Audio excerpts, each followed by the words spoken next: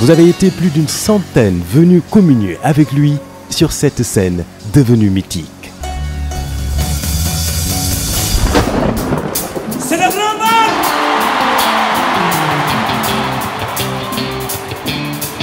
De tous les coins et recoins du monde, le sourire, la bonne humeur, les préparatifs commencèrent.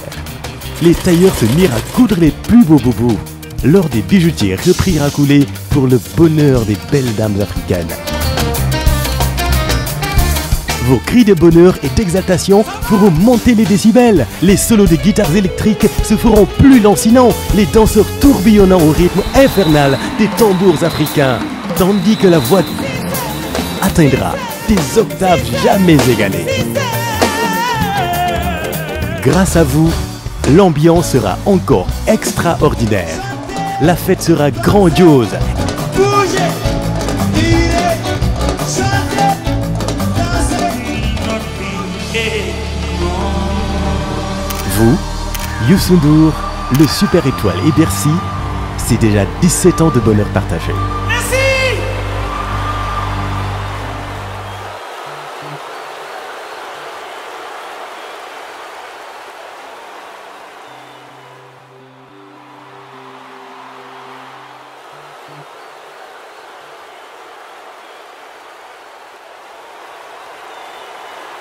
Ça, c'est Youssou N'Dour!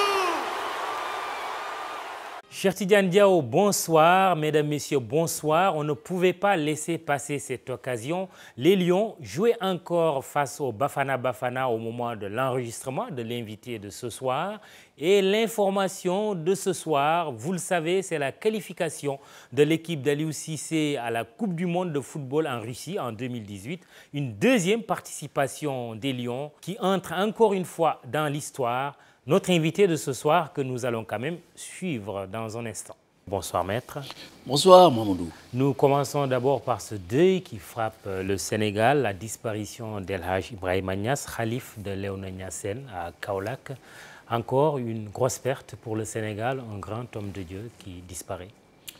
Oui, il faudrait saluer la mémoire du défunt et vraiment saluer toute la famille, présenter ses condoléances à toute la famille, à tous les talibés, à tout le Sénégal, parce que c'est une perte pour le Sénégal qu'un monument de cette dimension, un homme religieux de cette dimension disparaisse. C'est réellement une grosse perte pour le Sénégal. Nous prions pour que Dieu l'accueille en son paradis et que ses enseignements, que ses missions soient continuées par ceux qui le suivent. Nos guides religieux, symboles de l'islam soufi, porteurs de valeurs, on en a perdu. On en a perdu. Ces dernières années. Ces derniers temps, surtout. Oui. C'est une perte, mais j'espère que les enseignements qu'ils ont laissés, j'espère que les talibés qu'ils ont laissés, j'espère que ce qu'ils ont inculqué aux Sénégalais comme valeur, comme enseignement, comme pratique religieuse, que cela se développe et se transmette de père en fils à nos enfants, à nos petits-enfants. Il faut cultiver ces valeurs-là, il faut pousser nos enfants à s'enraciner dans ces valeurs qui seules peuvent les rendre forts, peuvent les sécuriser, peuvent les rendre meilleurs. Je pense que nous avons un contre-modèle en l'Occident en général. Quand je parle de l'Occident, c'est en général. On voit à travers les médias, à travers Internet et autres, des comportements dans la façon de faire, de parler, de manger, de s'habiller et de vivre, une dégradation que nous n'avons pas intérêt à ce que nos enfants copient. Et ces dérives-là, nous les vivons aussi aujourd'hui au Sénégal. Nous les vivons et il faut qu'on se batte, oui. Il faut qu'on parle aux enfants, il faut qu'on continue à parler, puisqu'on ne peut pas taper dessus, on ne peut pas les frapper, ils ont dépassé souvent l'âge d'être frappés. Et d'ailleurs, ce n'est plus le mode d'éducation qu'il faut, mais il faut que les parents aient le temps de parler, qu'ils aient le temps d'éduquer les enfants, c'est important. Nous sortons d'un grand événement religieux, le Magal de Touba, marqué cette année par quand même un nombre d'accidents impressionnants et mortels. Près de 50 morts, c'est une catastrophe. Oui, il faut dire que souvent, quelqu'un l'a dit d'ailleurs, la route dans ces événements-là crée non pas des accidents mais des catastrophes. Et ces accidents qu'on a notés pendant le Magal de Touba, c'est vraiment une catastrophe. Quand il y a 26 morts dans un accident, dont 6 membres d'une même famille avec leurs voisins, c'est vraiment un drame. C'est un drame et c'est une catastrophe. Et ça repose le problème de l'éducation des conducteurs, des comportements, des conducteurs essentiellement, parce que vous verrez dans les documents qui sont diffusés que 92% des causes des accidents, c'est dû au facteur humain. Donc le conducteur qui dort, qui a bu, qui s'est drogué, qui est trop fatigué, etc. Cela veut dire des accidents qu'on peut éviter. Les accidents qu'on peut éviter. Qu'on peut éviter, mais malheureusement, il faut voir la psychologie des conducteurs. J'ai l'habitude de dire à mes enfants quand ils conduisent, et même à mon chauffeur, que conduire, c'est 80% dans la tête et 20% dans les muscles. Parce qu'on peut pouvoir conduire physiquement très bien, mais dans sa tête, si on ne parvient pas à analyser ce qu'il y a sur la route, à poser des actes en fonction de ce qu'on voit sur la route, on ne sait pas conduire. Donc il faut remettre en cause la mentalité de ces conducteurs-là, leur niveau d'éducation, et surtout d'éducation civique tout simplement. Et là se pose le problème de la discipline sur la route. Et cette discipline-là ne peut être imposée que par des sanctions. Quelques chiffres, chaque année au Sénégal, nous perdons 500 personnes. Le coût économique des accidents représente 1% du PIB, soit 77 milliards de francs CFA, des chiffres communiqués par le ministère des Infrastructures, des Transports terrestres et du désenclavement. On voit que les chiffres parlent. Oui, d'autant plus que pour 2016 déjà, au lieu de 500, on est à 600 morts. Soit 600 morts, soit 100 de plus. Morts de plus, c'est-à-dire 20% de plus de morts. Et il faut craindre que ces chiffres augmentent, parce que le parc automobile augmente. Les routes, il commence à y avoir de très bonnes routes qui permettent aux gens de rouler à certaines allures. Et ça aussi, ça peut être un facteur aggravant pour des conducteurs indisciplinés. Ça peut créer aussi des drames. Et il y a l'état des véhicules. L'état des véhicules, vous verrez dans les documents officiels que près de 36%, 32 à 36% des véhicules ne sont pas aptes à la visite technique et pourtant ont la visite technique. C'est une catastrophe. Quand c'est le porte-parole du gouvernement qui indique lors d'un conseil interministériel qu'il y a eu en février 2017 que plus de 30% des véhicules qui ont pourtant la visite technique ne sont pas aptes à la visite technique. Ça veut dire qu'il y a de la complicité, il y a de la complaisance. Les deux en même temps. Énormément. Et ça doit être puni. Ça doit être constaté et puni. Quand on délivre une visite technique à certains véhicules qu'on rencontre dans la rue, qui sont vraiment des carcasses, on sait que quand on les touche, ça éclate, que la personne vous sorte une visite technique, il y a un problème. Qui est l'agent qui lui a délivré la visite technique? Et quand il y a un accident, nous avons toujours demandé au niveau de SOS, depuis 2008, nous avions toujours demandé que quand il y a un accident grave, notamment un accident corporel, où il y a les véhicules qui sont en cause, on demandait qu'il y ait une expertise sur ces véhicules, pour voir les organes, pour mieux situer la responsabilité. Oui. Mais jusqu'à présent, ce n'est pas fait. Vous défendez les droits des consommateurs, vous êtes le président des SOS consommateurs. Est-ce qu'on peut parler de violation du droit des usagers au regard de ces accidents de la route? Oui, des usagers, piétons d'abord. Oui. Il y a les piétons, il y a les passagers des véhicules de transport public de voyageurs qui ont payé pour être amenés sains et saufs en un lieu indiqué et qui subissent des accidents à cause de l'état matériel du véhicule, de l'état matériel de l'autre véhicule qu'ils peuvent croiser et aussi du comportement du conducteur. Donc, c'est une violation des droits de l'usager qui a payé son billet, à quelqu'un qui a une obligation de résultat. Obligation de résultat, c'est-à-dire le prendre à la Médina et l'amener à Guédiawaye. Et c'est un contrat? C'est un contrat de transport. Donc, c'est pourquoi, quand il y a d'ailleurs un accident, que le passager puisse mettre en jeu la responsabilité contractuelle vis-à-vis du transporteur, vis-à-vis de la personne qui le transporte. Est-ce que vous sentez les choses bouger dans ce domaine de défense du droit des usagers? Je dois dire, dans le cas spécifique, je dois dire pour le saluer qu'il y a la nouvelle prévention routière du Sénégal qui fait un très bon travail de sensibilisation. Mais tout le problème, la solution du problème essentiellement repose sur les autorités. Ce sont les autorités qui doivent veiller à ce qu'il y ait un contrôle rigoureux sur la route, d'abord sur les visites techniques, comme je l'ai dit, sur la route, sur le comportement des chauffeurs. Vous voyez tous les jours, à tout endroit, vous voyez des conducteurs qui ont un comportement incroyable. Vous voyez toujours sur les marchepieds des véhicules de transport en commun, vous voyez 6-7 personnes qui sont agrippées. Et c'est des risques d'accident aussi. Alors, donc, il y a le problème du contrôle. Et ensuite, il y a le problème de la sanction. Le gros problème au Sénégal, sur la route, essentiellement, c'est le problème de l'application des sanctions. Les gens font des actes volontairement, ils font des infractions volontairement. Un policier peut constater l'infraction et il négocie pour qu'on le pardonne, et souvent on le pardonne. Alors que j'ai toujours dit, un policier n'a pas le droit de pardonner une infraction. Il constate, il dresse procès-verbal, il s'en arrête là. Ce n'est pas à lui de pardonner quand le gars lui dit « je ne l'ai pas fait exprès, pardonne-moi, je n'avais pas vu ». Il constate l'infraction, il fait un procès-verbal, il donne copie à la personne et il transmet.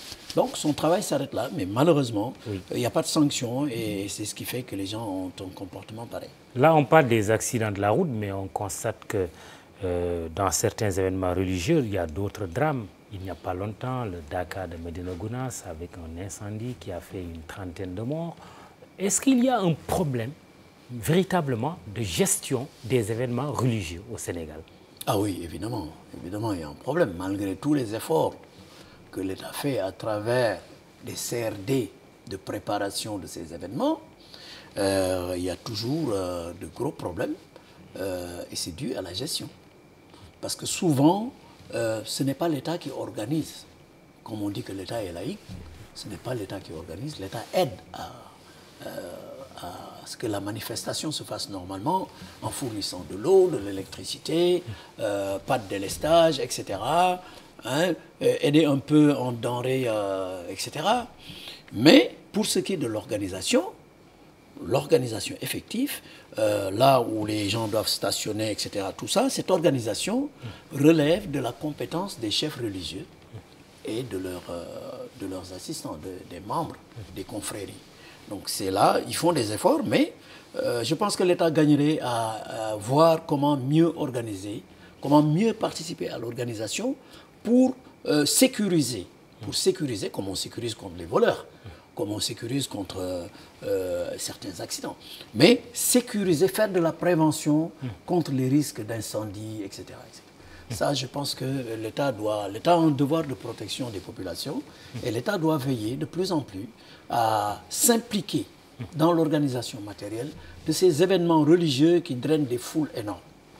Sur le thème du droit des usagers, empruntons l'autoroute à péage, Dakar, Diamniadio et même maintenant Sindia, en passant par l'aéroport Blaise Diagne de Diass qui sera inauguré le 7 décembre. Récemment, le directeur général de cet aéroport a estimé que c'était une occasion de renégocier les tarifs qui sont pratiqués sur le péage. Est-ce que SOS Consommateur est prêt aussi à défendre cette cause? Nous avons écrit depuis très longtemps. J'ai une lettre ici qui date de 2010, si je ne m'abuse. Déjà, ça fait longtemps, où on avait demandé, on avait interpellé le ministère des Transports sur les tarifs du péage en disant que le ministère des Transports doit être impliqué dans la fixation de ces tarifs, de même que le ministère du Commerce.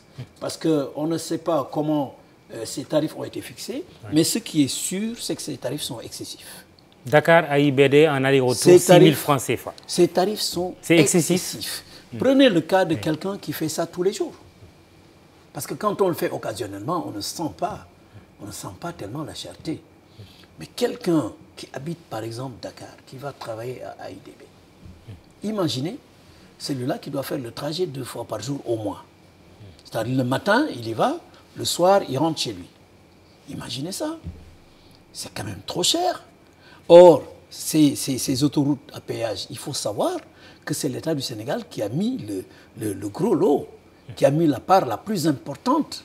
Même si c'est géré par un privé qui a mis de l'argent, c'est l'État qui a mis plus d'argent. Justement, est-ce que vous avez le sentiment que ce privé vous écoute est disposé à aller dans le sens d'une baisse des tarifs? Je sais que le président de la République l'a interpellé une fois, je crois que c'était à l'occasion de l'extension de l'autoroute, en disant qu'il faut qu'il revoie le tarif. Ça, l'État doit l'imposer.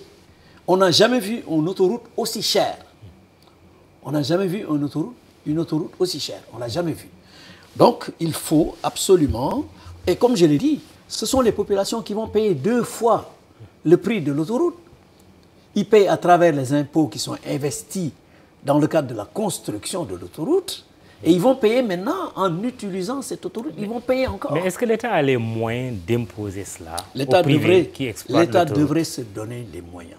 Même si un contrat avait été signé à l'époque, avec des clauses léonines ou abusives, l'État doit renégocier. C'est son droit de remettre en cause, de renégocier ces accords-là.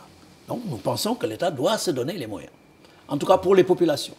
Très bien. Qui sont en train d'être vraiment doublement pénalisées. Maître Massokhna Kane, avez-vous une bonne nouvelle concernant l'électricité, l'eau? Non, malheureusement, je n'ai pas... Sorte de baisse des prix. On sait que pour l'électricité, il y a eu une baisse il n'y a pas longtemps, mais jusqu'à présent, le prix de l'électricité est jugé élevé, cher au Sénégal. Cette baisse n'était pas juste. On devait baisser au moins de 30%, pas de 10%. Et quand on a baissé de 10%, on a agité le bras comme pour dire, oui, c'est une promesse que le chef de l'État avait faite et qu'il a exécutée. Non, c'est le cours du pétrole qui a baissé de plus de 50%. C'est une revendication qui reste d'actualité. On l'a toujours revendiquée, elle est toujours d'actualité. Il n'y a pas longtemps, nous avons envoyé un communiqué pour dire que les 10% ne suffisent pas. On l'a toujours dit. Parce que l'État a toujours prôné, depuis 1998, depuis qu'il y a eu la réforme du secteur de l'énergie, l'État a toujours prôné la vérité des prix. C'est-à-dire qu'il y avait une commission nationale des hydrocarbures qui, toutes les 4 semaines, se réunissait et en fonction de l'évolution du taux du baril de pétrole, fixait des prix plafonds. Alors donc, quand on sait que la denrée la plus importante dans les charges de la Sénélec, c'est le fioul. Donc, quand il y a eu cette baisse-là, nous avions demandé 30%. Et c'est plusieurs mois après qu'on a augmenté seulement de 10%. On vous doit encore 20%. On nous doit encore 20%. Quid de la gouvernance de l'eau avec le contrat d'affermage, avec la SDE arrivé à expiration et qui est en cours de renégociation? Alors, le contrat d'affermage, moi je pense qu'il faut respecter les textes qui sont prévus. Parce que les textes prévoient quand même des durées raisonnables qui permettent de remettre en cause le contrat et de faire appel à la concurrence. C'est-à-dire de pouvoir à nouveau permettre à celui qui avait la concession de demander le renouvellement après qu'on ait évalué ce qu'il a déjà fait. C'est ça qui doit être fait. Et comment jugez-vous la SDE? A-t-elle été performante au cours de ces 20 ans de contrat d'affermage? Disons que la SDE, pour ne pas être méchant, je dirais qu'elle est assez correcte. Encore qu'on attend beaucoup plus d'elle. Le problème, c'est que la SDE est un peu à des boulets aux pieds à cause de la SONES et du reste. Parce que figurez-vous qu'il y a un peu moins de 2 ans, on a augmenté les tarifs de l'eau. Ce n'était pas la SDE. C'est l'État qui avait augmenté. Et cette augmentation, c'est la SDE qui facturait, qui encaissait et qui reversait à la SONES. Parce qu'il y a des investissements qui non, sont en cours, non, c'était pas... Oui, mais à l'époque, nous, on avait pensé que... D'ailleurs, les gens disaient que c'était la Banque mondiale qui avait exigé ça. Ce n'était pas vrai.